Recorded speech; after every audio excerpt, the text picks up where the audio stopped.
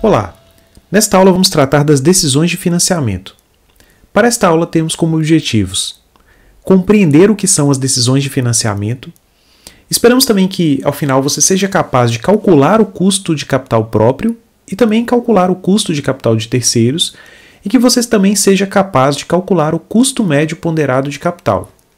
Vamos lá! Para começar, vamos entender o que são decisões de financiamento. Toda vez que a gente toma uma decisão de investimento, a gente precisa pensar também em como esses recursos serão financiados, de onde virá o dinheiro. Quando a empresa toma uma decisão de investimento, normalmente ela recorre ao mercado de capitais para obter esse financiamento desse valor. E qual vai ser o custo desse financiamento? Normalmente ele vai envolver duas questões. O retorno que é exigido pelos proprietários do capital, sejam eles os credores, um banco, por exemplo, que empresta o dinheiro, ou os acionistas, que compram as ações da empresa, e o risco envolvido nessa operação. O custo total de capital da empresa, então, vai ser obtido pelo cálculo. A gente pode fazer uma média, ponderada do custo de cada fonte de financiamento. As várias fontes de financiamento, por exemplo, de terceiros que a empresa tenha, ou do custo também de capital próprio. A gente falou, então, que esse custo de capital ele vai ser composto pelo retorno e pelo risco. E é essa mesmo que é a ideia por trás do que é o custo de capital. O custo de capital vai ser a taxa de remuneração mínima sobre o capital que é investido. Ele é formado por uma taxa livre de risco e um prêmio também pelo risco. O prêmio pelo risco ele vai aumentar conforme os riscos associados à decisão de investir os recursos naquela empresa ou de emprestar o dinheiro para uma empresa e não pela forma como o investimento é financiado. Então é muito importante a gente entender como que o custo de capital é formado. Existe uma expectativa de retorno, essa taxa livre de risco, e um prêmio também pelo risco que se assume ao investir naquela empresa, ao comprar as ações, por exemplo, daquela empresa, ou ao emprestar para alguém também, quando o banco faz. Bom, e falando no capital de terceiros, existem várias abordagens para se apurar o custo de capital. Nessa disciplina, vamos utilizar o modelo KPM. E nesse modelo, nós vamos apurar o custo de capital de terceiros e capital próprio de cada uma das fontes. Bom, o que é o custo de capital de terceiros? É a remuneração exigida pelos credores de dívidas da empresa, os passivos. É o custo hoje líquido para se levantar recursos de empréstimos e financiamentos no mercado. É definido de acordo com os passivos identificados nos empréstimos e financiamentos mantidos pela empresa. Normalmente temos uma ideia de que o custo de capital de terceiros é mais caro. Entretanto, para a empresa, o seu custo tende a ser menor do que o custo de capital próprio. Isso porque as despesas que temos com os juros que a gente paga dos financiamentos, ela pode ser deduzida no imposto de renda. O capital de terceiros ele traz um benefício fiscal. O modelo KPM que estamos utilizando ele é proposto pelo professor Assaf Neto. Tem um artigo de 2008 que apresenta a proposta desse modelo e inclusive disponibilizarei para vocês na nossa sala, para vocês lerem o artigo, quem quiser. E nesse modelo ele explica como apurar o custo de capital de terceiros. É calculado, portanto, utilizando a seguinte fórmula. O custo de capital de terceiros, após essa dedução fiscal, após o efeito do imposto de renda, vai ser igual ao custo nominal do capital de terceiros, ou seja, esse custo do capital antes dessa dedução, desse benefício fiscal com o imposto de renda, vezes 1 menos a alíquota do imposto de renda utilizada para a tomada da decisão. Vamos a um exemplo para a gente fixar essa fórmula e entender melhor o cálculo. Imagine que uma empresa contraiu um financiamento de R$100 mil e ele foi tomado a taxa de 12% ao ano. Esse é o juro que a empresa está pagando nesse financiamento. Considere ainda para a decisão que a alíquota do imposto de renda é de 22,5%. A ideia é a gente determinar qual é o custo do capital. Então, o custo do capital, após o imposto de renda, vai ser igual ao custo de capital antes do imposto de renda vezes 1 menos a taxa. Ou seja, ele vai ser 12%, que é o custo ali antes do imposto de renda, vezes 1 menos 22,5%. Então, isso deu 12% vezes 1, 12%, 12% vezes 22,5%, 2,7%. 12% menos 2,7% deu 9,3%. Isso significa que o custo efetivo desse capital de terceiros é de 9,3% e não os 12% nominais. Exatamente pelo benefício da dedução fiscal que esses juros têm no imposto de renda. Bom, e o capital próprio? O capital próprio, ele vai ser aquele rendimento mínimo que a empresa precisa ter para ela conseguir remunerar os acionistas, as pessoas que compram as suas ações, ou sócios, né, que investiram ali naquela empresa, e para ela também ser capaz de manter o preço de mercado de suas ações. Se ela de repente não remunera bem esses acionistas, o preço das ações pode baixar na bolsa e a empresa também perde valor. Não é interessante, né? Então veja que o capital próprio ele vai representar esse retorno mínimo, né, esse retorno desejado por todo mundo que investe nas ações daquela empresa. E isso, naturalmente, vai ser bem complexo para poder definir. Afinal de contas, eu precisaria perguntar para cada um dos donos da empresa qual a expectativa de retorno que ele tem. Então, o próprio professor Asaf Neto ele vai informar para a gente, né, que é um segmento de estudo mais complexo das finanças corporativas. Bom, e como calcular o custo de capital próprio? Existem duas abordagens. A primeira é o método do fluxo de caixa descontado dos dividendos futuros esperados pelo mercado, que exige que a gente tenha uma base de dados com o histórico das transações e os dividendos que foram pagos pelas ações para que a gente possa fazer os cálculos e obter, né, esse valor esperado, essa expectativa do mercado. Ou então a gente utiliza, né, a fórmula que vamos estudar aqui do modelo de precificação de ativos, né, proposto pelo professor Asaf Neto, modelo KPM. Nesse modelo, né, o cálculo vai ser feito utilizando a seguinte fórmula.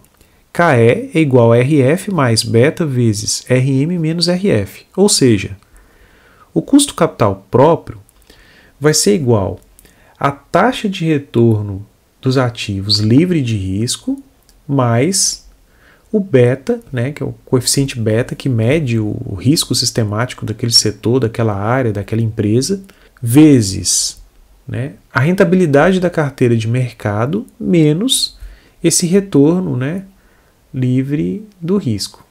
Veja que essa fórmula ela soma duas partes, dois elementos. Um elemento que é livre de risco e um elemento que mede o risco, né? Lembra lá atrás que nós falamos como é que o custo de capital é apurado? É uma taxa livre de risco mais um prêmio pelo risco. Então a taxa livre de risco aí vai ser o RF, que é a taxa de retorno de ativo livre de risco.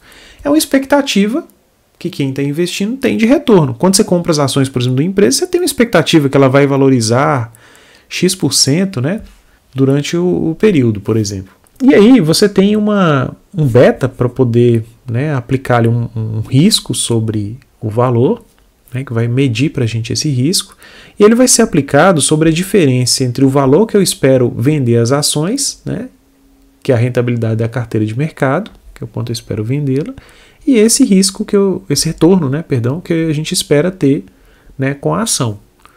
O que sobra disso aí a gente aplica o beta, né, o risco em cima dele.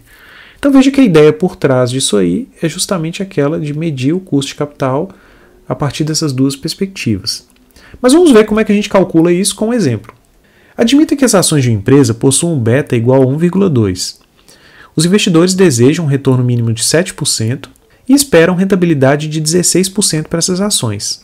Calcule o custo de capital próprio. Então veja que a ideia deles é que eles esperam que as ações, né, elas deem um retorno em termos de dividendos de 7%, e que depois, se eles quiserem vender as ações, eles esperam um retorno, uma valorização desse papel em 16%. Essa que é a ideia. Vamos então calcular o custo capital próprio. Então KE vai ser igual aos 7%, que vai ser o nosso RF, mais 1,2, que é o nosso beta, vezes 16%, que é o nosso RM, que é o retorno de mercado, menos o 7%, que é o RF. Isso deu 7% mais 10,8%, que é igual a 17,8%. Então veja que o custo capital próprio é um pouquinho mais complicado, a gente vai ter que ter o beta para a gente poder fazer o cálculo. E se a gente está no Brasil, fica um pouquinho mais complicado ainda. Vamos para o próximo aspecto, que é o fato de que a gente precisa levar em conta o risco Brasil. Quando a gente calcula o KPM no Brasil, a gente tem que levar em conta a taxa de risco do país, que é o alfa BR, o risco país. Então vai ser interessante a gente entender melhor o que é o risco Brasil. O risco Brasil é um indicador que vai determinar o grau de instabilidade econômica do país. Ele vai medir para a gente o grau de desconfiança dos investidores em aplicar recursos aqui. A taxa vai indicar, na prática, o valor de juros que o país vai ter que pagar mais para os investidores que aplicarem aqui do que os Estados Unidos pagam para os investidores de lá. É como se fosse uma medida do risco maior nosso em relação ao risco da economia americana, considerada uma economia estável e segura. O risco Brasil ele vai ser calculado por agências especializadas em avaliação de riscos e bancos de investimento. Elas vão avaliar a capacidade e a disposição do país em honrar, de forma pontual e de forma integral, os pagamentos de suas dívidas. Aí eles fazem isso por meio de um mecanismo que é o rating.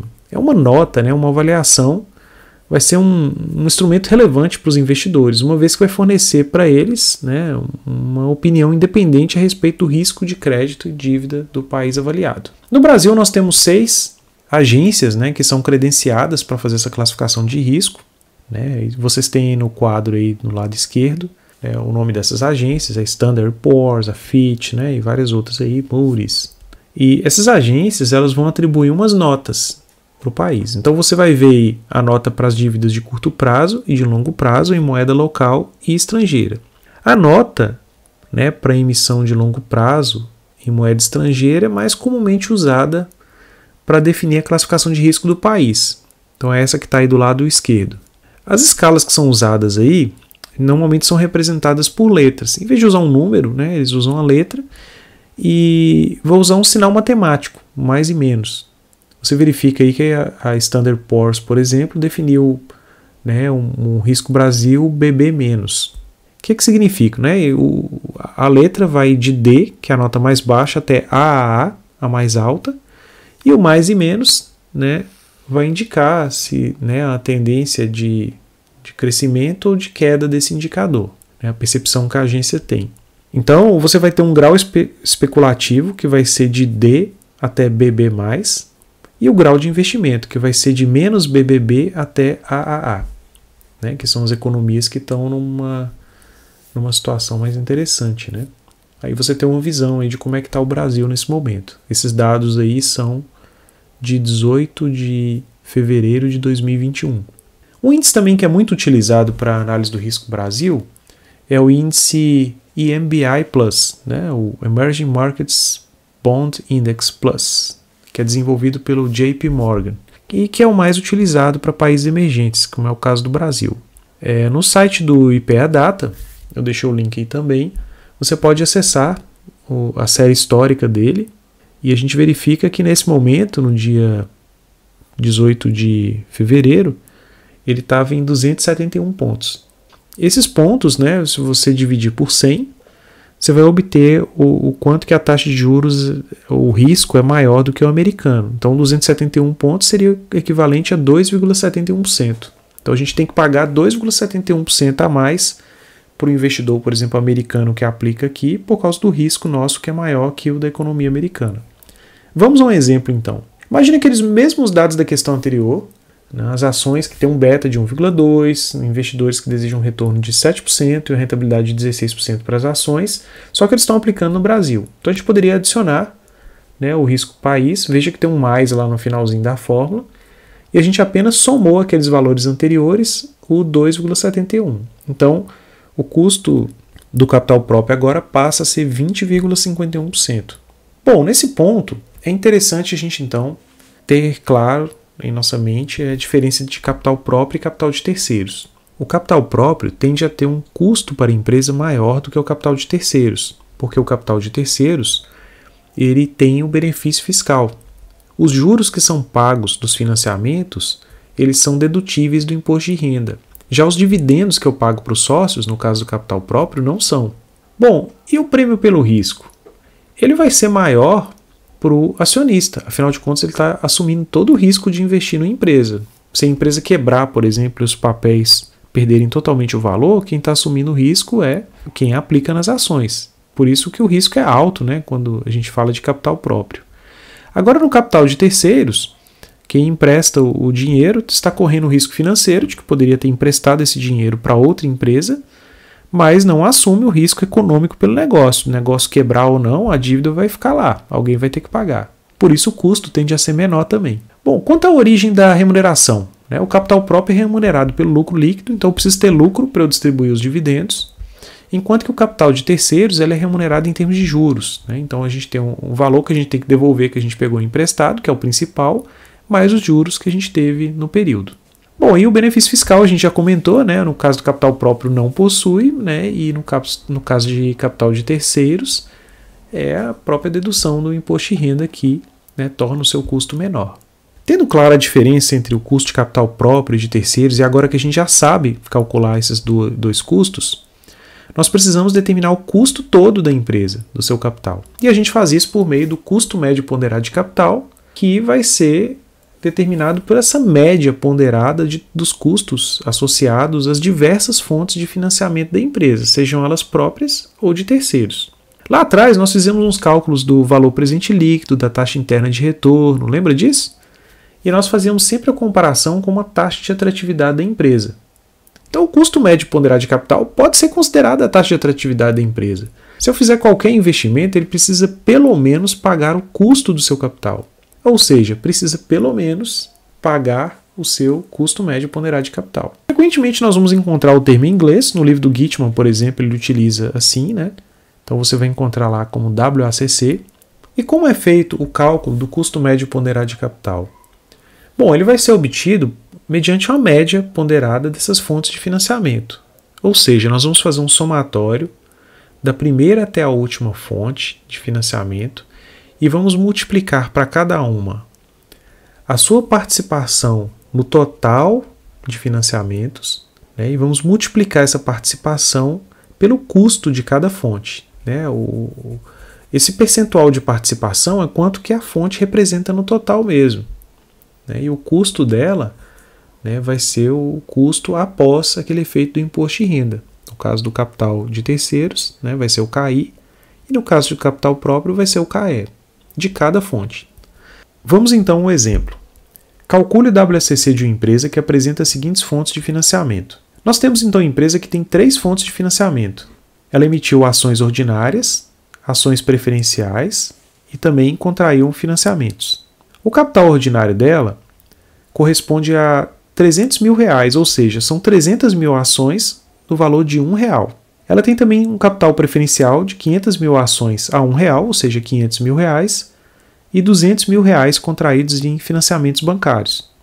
Se a gente somar os 300 mais 500 mais 200 mil, vamos obter R$1 milhão, né, que é o total de financiamento que essa empresa tem. Quando a gente vai apurar o custo de capital, a gente precisa ver a proporção de cada uma dessas fontes sobre o total. Então foi o que a gente fez aqui. Dividimos 300 mil por 1 milhão, né, a gente viu que as ações representam 30% do total.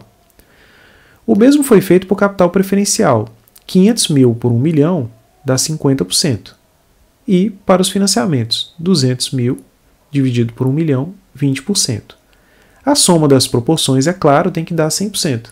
Bom, na sequência, a gente apurou o custo após o imposto de renda. Então, esse detalhe do após o imposto de renda aqui é para lembrar que, no caso do capital de terceiros, o CAI, a gente faz aquela dedução, né, do imposto de renda que a gente viu na fórmula. Então, esses valores aqui, que são de capital de terceiros, no caso aqui os 16%, né, que é um financiamento e capital de terceiro, ele já está, né, calculado como CAI mesmo. Bom, e as outras duas fontes também já são calculadas a partir do CAE. Então a gente tem um CAE, né, para o capital ordinário de 25% ao ano, um CAE para o capital preferencial de 20% ao ano e um CAI para os financiamentos de 16% ao ano. A questão é, a gente quer saber o custo de capital desses R$1 milhão. A gente quer saber quanto é que custa.